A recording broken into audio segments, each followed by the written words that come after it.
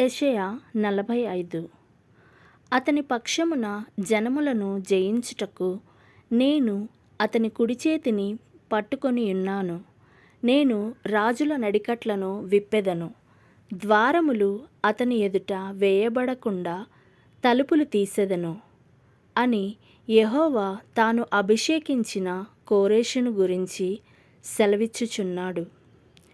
నేను నీకు ముందుగా పోవుచు మెట్టగానున్న స్థలములను సరాళము చేసెదను. ఇత్తడి తలుపులను పగులగొట్టెదను.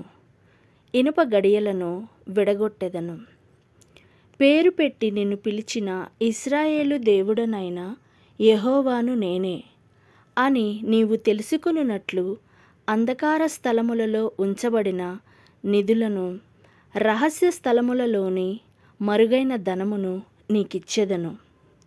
నా సేవకుడైన యాకోబు నిమిత్తము, నేను ఏర్పరచుకొనిన ఇశ్రాయేలు నిమిత్తము నేను నీకు పేరు పెట్టి నిన్ను పిలిచితిని. నీవు నన్ను ఎరగకుండినప్పటికినీ నీకు బిరుదులిచ్చితిని.